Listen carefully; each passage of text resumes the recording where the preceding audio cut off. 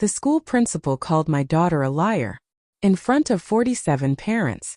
Not rude. Not confused. A liar. And my mother stood beside her, nodding like she agreed. If you're here with me, settle in for a minute. Maybe grab something to drink. Because this story starts in a school gymnasium, but it ends in a courtroom archive. Nobody thought I knew existed. My name is Claire Bennett. I'm 34. Single mother. Risk analyst for a medical software company in Denver. 3 Fridays ago, I watched my 10-year-old daughter Emma walk onto a spelling bee stage wearing a navy cardigan 2 sizes too big because my sister forgot to return her blazer again. That detail matters later. At the time, I thought the worst thing waiting for us that day was embarrassment. I was wrong. The regional spelling finals were held in the gym of St. Agnes Academy. Fold-out chairs, coffee and paper cups, parents pretending not to judge each other's children. Emma had made it to the final round against my niece Harper, my sister Nicole's daughter, my mother's favorite grandchild. Everyone in the family knew it. Nobody said it out loud. That's how favoritism survives. Quietly, Emma spelled her final word correctly. I know she did, because I still hear the microphone crackle right before the judges changed their expressions. And that's when I noticed something strange. The principal looked toward my mother. Before announcing the score, the word was catastrophe. Emma spelled it slowly, carefully, exactly right. I remember because she pressed her fingers against the sides of the podium every time she got nervous. Said strophe. Silence. One judge nodded immediately. Another checked the card. Then Principal Harris leaned toward the microphone and said, "I'm sorry, Emma. Incorrect." The room clapped politely for Harper. Emma just stood there blinking, not crying. That was the worst part. Children cry when something makes sense. Confusion is quieter. I stood up before I realized I was moving. I asked what letter was wrong. Principal Harris smiled the way people smile when they already decided you are going to be difficult. She omitted the second A. She hadn't. I heard it. 3 other parents near me exchanged looks. Emma looked straight at me from the stage. "Mom," she said softly. I said both A's. Before I could answer, my mother Diane stood up from the second row. "Claire," she snapped quietly, "don't do this here." There it was. Not concern for Emma. Concern for the room. Concern for appearances. Nicole walked onto the stage already hugging Harper before the trophy was even lifted. I noticed Principal Harris hand something to Nicole's husband. An envelope. Thin. Cream-colored. At the time, I thought it was paperwork. I didn't understand why my stomach dropped. If you've ever watched adults protect a lie faster than they protect a child, stay with me. Because what happened after the ceremony was worse than the microphone. Emma didn't speak during the drive home. She sat in the back seat holding the participation ribbon in both hands like it might tear if she loosened her grip.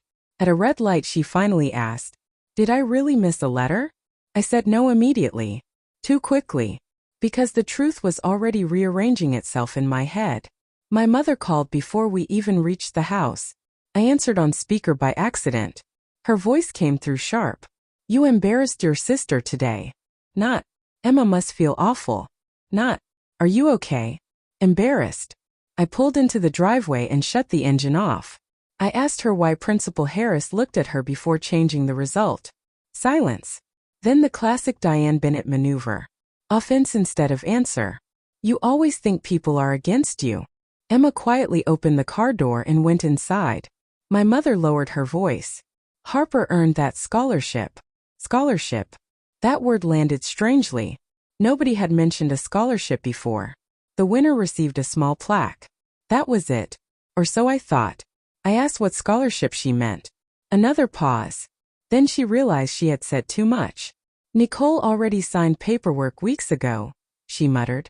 Weeks ago. Before the competition even happened. I sat there gripping the steering wheel. I work in risk assessment. Patterns are my profession. And suddenly the entire day started looking less like favoritism and more like a prearranged outcome. That night, after Emma fell asleep, I opened the Academy website. Buried inside a donor newsletter was a photo from 2 months earlier. Principal Harris. My sister Nicole. and my mother, standing beside a banner announcing a new academic grant funded by the Whitmore Family Foundation, Nicole's in-laws, Harper's grandparents. And that's when I realized the spelling bee was never a spelling bee.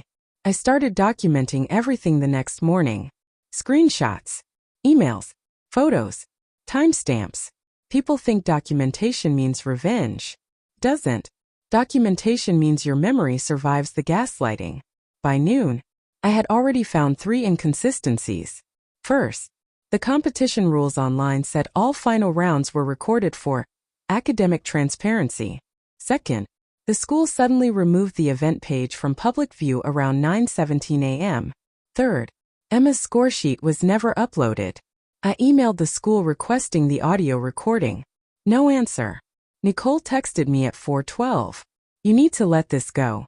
Harper is devastated you're making this ugly. Interesting word again. Not unfair. Ugly. I didn't respond.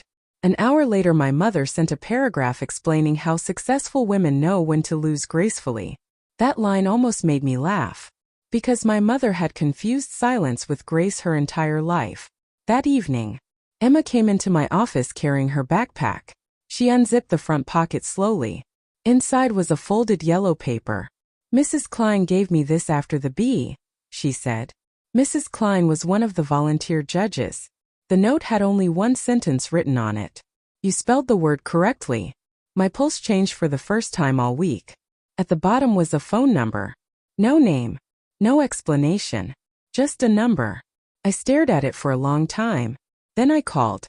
A woman answered on the second ring and whispered, "They already know I contacted you."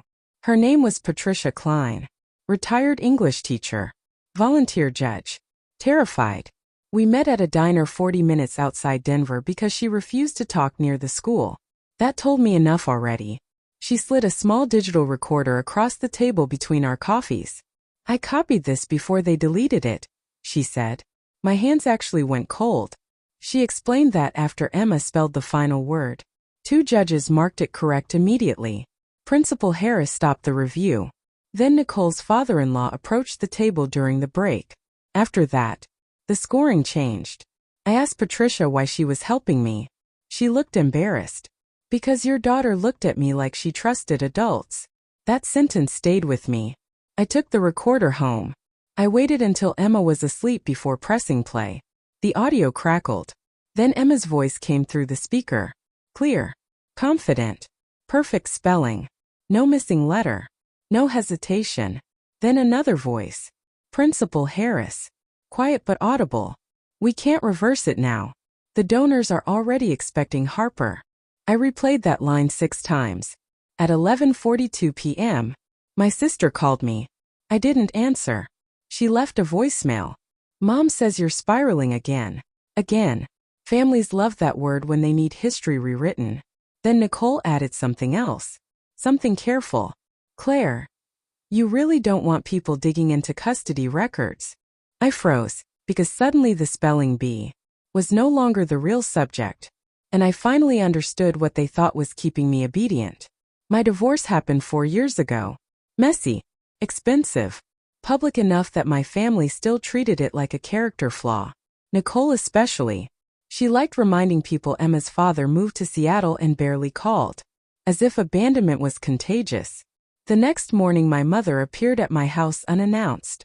She still had the spare key I'd asked her to return twice. That mattered too. She walked in carrying muffins like this was a normal visit. Like she hadn't just threatened me through my sister 12 hours earlier. Claire, she said calmly, this has gone far enough. I asked if she knew the competition was rigged. She ignored the question completely. That's another thing manipulative people do. They step around truth like it's furniture.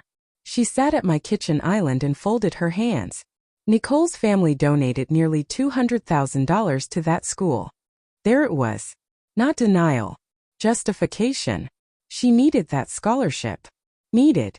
Harper attended horseback camp every summer. Emma reused sneakers. I asked my mother if she hurt herself. She sighed heavily. Emma is resilient. Harper is sensitive. I think something in me permanently detached at that moment. Not loudly. Quietly. Like a rope snapping underwater. Then my mother noticed the recorder on my counter. Her entire expression changed. Not guilt, fear. And that's when I knew there was something bigger hidden underneath the school. Something old. Something they thought I'd never connect. Before leaving, my mother said one sentence without looking at me. If you release that recording, your father's files become public too. My father died 11 years ago. And suddenly, he was back in the room. My father worked as financial director for the Whitmore Foundation. Nicole's wealthy in-laws. The same family funding St. Agnes Academy. He died officially from a heart attack. Unofficially, nobody in my family liked discussing the month before he died. Especially not my mother. That afternoon I drove to a storage facility outside Aurora. Unit 214. My father's unit. Still active. Still being paid automatically from an old trust account. By my mother. I stood there staring at the lock for almost a full minute. Then I opened it. Inside were boxes, bank files, labeled binders, and one fireproof case. The key was taped underneath exactly where my father used to hide spare house keys when we were kids. Inside the case was a ledger. Handwritten. Donations. Transfers. Private scholarship allocations. Including Harper's. But that wasn't the worst part. Buried halfway through the ledger was another name. Mine. Year 2008.